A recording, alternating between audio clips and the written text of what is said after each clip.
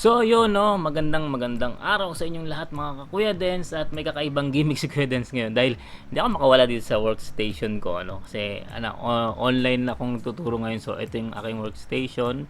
Of course sa online hindi kita yung background na yan. So nag-isip ako ng pwedeng maging topic na. Dahil matagal ako wala upload. Salamat sa mga patuloy pa rin nanonood. Kahit paano dumadami yung natin. So magkwentuhan tayo ngayon Kwentuhan tayo ngayon ng matagal ko nang gustong i-topic to actually, no. Matagal ko nang gusto i-topic to. So as nakikita nyo ngayon sa screen natin, mga laruan, unahin ko tong mga laruan noong 90s. Ang kwento ni Kuya Dens. So sisilip tayo dun sa mga na-experience kong laruan dito sa panahon ng 90s. Of course, batang 90s ako. Yan. Ako ay pinanganak noong 1987. Hindi ko kinakahiya yan. So, ano yung mga laruan na siguro baka magkaroon pa ng part 2 to, no? Sa dami ng mga na-experience kong laruan noon. Pero ito muna inuna ko yung mga pwede nating pagkukwentuhan ngayon. Okay? Handa na ba kayo mga ka-Kuya Dens, mga kapangit, at sa mga batang 90s dyan, siguradong iba dito ay na-experience nyo. Yung iba, hindi ko alam kung na-experience nyo. Okay? So, mga laruan noong 90s, sa mga batang 90s. Kwento ni Kuya Dens. Kasamahan natin ng kwento kung paano ko na-experience to. Game, diretso na tayo. So, una, laruan. Waterpool ring toss. Ayan. Dito ako unang-unang laruan nagkaroon ng parang stress laruin to. Kasi para laruin mo yan, yung pindutan na yun. Ito pa nga, ano pa nga to single pindutan ba to Yung mga bilog na yan, na parang nakikita nyo na yung ano na yan. Okay? Kailangan mapunta mo yun doon sa may bilog na puti. Ito, to. Yan. Pindutin mo yan, tapos tatalo yan para ma-shoot dito sa mga to. Yung nilalaro ko nun, dalawa pindutan kasi dalawa sila. Okay? So ito isa sa mga challenging na laruan nun, hindi digital, kundi ganito, kailangan ng tubig. Kailangan ma-shoot mo yung ring doon sa ito. Ayan. So challenging siya. Talagang kailangan ng tamang diskarte. Pati nga pagpindot nun, diskartehan ko kasi syempre, kahit sabi yung press lang yan, dapat nasa tamang angulo, ganun. Okay? So, yan, laruan ng 90s, water pool, ring toss. Pag walang tubig yan, o pag nabutas yan, hindi mo na malalaro yan. Okay? So, talala ko pa yun Ayun, Lego version namin noong 90s. So, ito noon, pagka bibili kami laruan, lalo na elementary kami, nag-iipunan ko na bumili ng marami ng ganito kasi yan, bumubuo kami ng spaceship, bumubuo kami ng mga robot. Ayan, para kung hindi kami nakakabili ng mga tinatawag na laruan na talagang laruan noon, dito namin, imagine namin ganito siya, ganyan. So, yun yung Lego version namin noon. Padamihan ng ganyan, mga bata. So, ayan.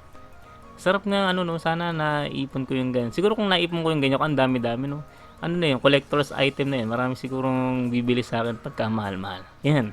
So yan yung Lego version namin noong 90s, no? Boxcar. Isa sa mga collection ko ito na natatapon lang. Yung boxcar kasi na ito ano pa nga to yung box ng mga bus pa nga ito truck Meron yung version yung mga kotse talaga. Yun talaga yung iniipon ko yung kotse. May laman kasing candy yan sa loob. Bumili ka, kainin mo yung candy. So magiging parang yan, laruan mo na siya. Kung hindi ka nakakabili talaga ng kotse-kotse dahil syempre, mahal ang kotse-kotse noon. Yayamanin pag nagkaroon ka ng mga matchbox kung tawagin noon. So ito, yung mga boxcar na to, piso-piso lang naman yan noon. May candy pa. Tapos pwede mo mang ganyan. So yung kotse ang binibili ko noon At saka nabibili rin naman ako ng ganito. So yan, boxcar. Sa mga laruan namin noong batang 90s. Yan. Another one. Uy, ito, pinaka paborito ko to nung elementary. At talagang, ito yung Yu-Gi-Oh card namin noon. Ito yung, kung ano pa mga card na pinaglalabanan nyo ngayon, ng mga batang, Generation Z na, yung mga 2000 na. Mas ito ang naon at talagang challenging laruin. Kaya dapat yung kalaro mo ito alam. Yung mga malalakas dito, tinatawag na Super Trump cards, yung Ace, yung A1 Super Trump, yan. So, make mga collection. Marami akong collection ng ganito kasi noon, 20 pesos lang naman yung isang box niyan Ngayon, tiningnan ko na yung presyo niyan ngayon sa mga collector at humahanap ng mga nakabinyan. Nasa 1,000 plus na pataas. Sabi ko kung naipon ko pala yung mga bibili ko nung elementary noon, makakaroon pala akong malaking pera. Meron akong ganito dati, yung mga kotse. Meron pa ako mga tangke, ganun. So, motorsiklo. Ito medyo luma na tong na to Super Trump cards na to Okay? So, yan. Nilalaro namin nung elementary. Yan. Kuya ko yata nakakalaro ko nito doon. Next we have Yoyo. Ayan, siyempre sabi nila Pinoy na tatak na laruan talaga to. Noon talagang papagaling. Yung Yoyo na to, kahoy na to So yung time namin ay plastic. So pagalingan ng mga tricks. Ang pinaka tricks lang na nagagawa ko na yung si Walking the Dog.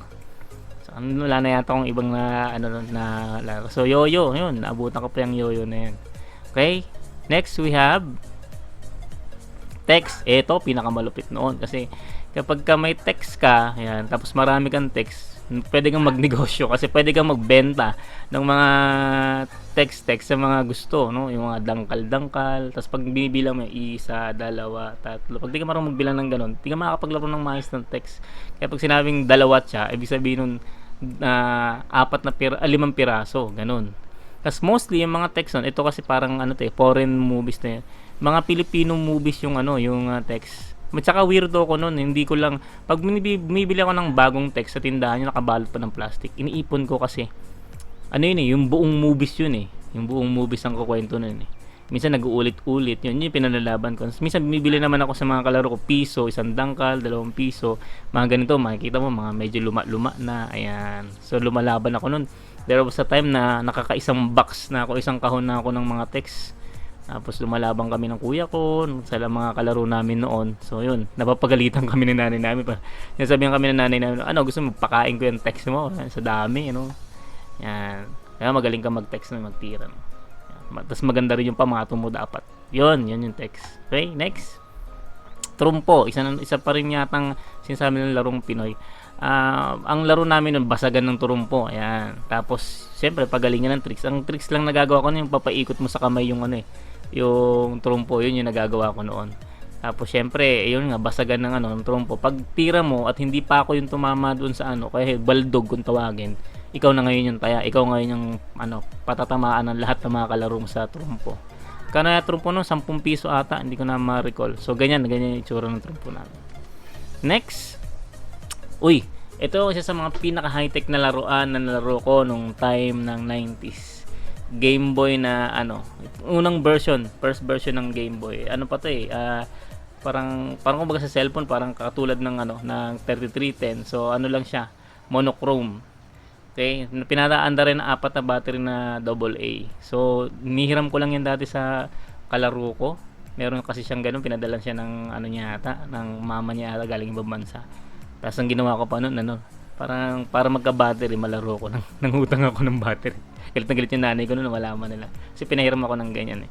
There was a time na parang binigyan ako ng mother ko ng ganyan kasi parang yung amo niya yata, tinapon na yata. Hindi na ganyan, yung colored version na. So that was in 2000 version na. So 90s, 1990s na laro ko yung ganyan. Ang nilalaro ko yung Mario Brothers. Next we have family computer. Ayan, noong meron akong friend noon na binilhan ng ganyan ng tatay. Kasi dati yata around 1,000 plus nung family computer, 600 ganun.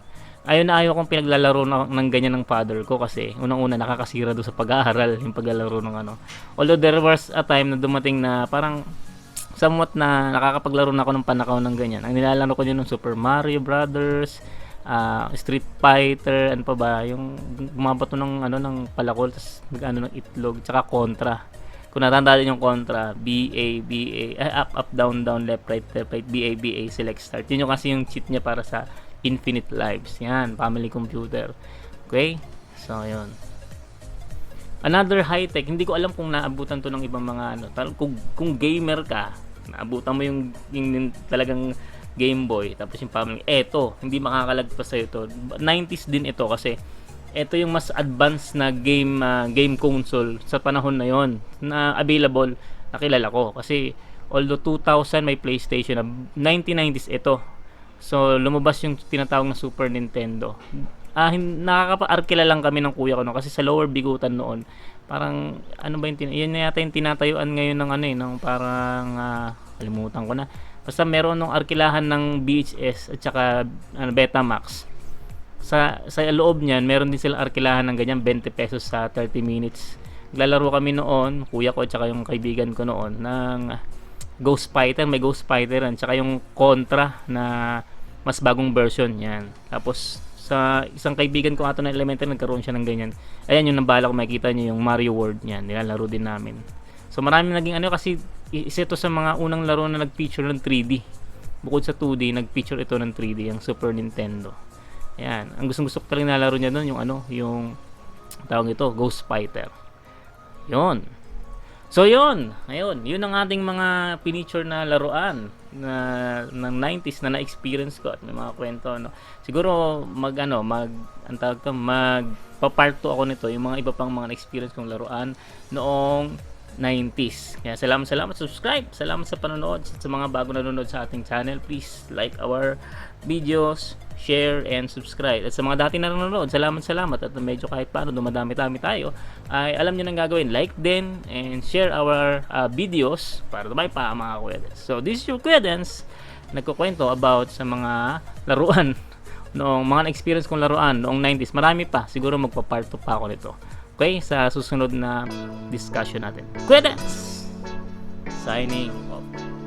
Laruang 90s. Yeah. Batang 90s.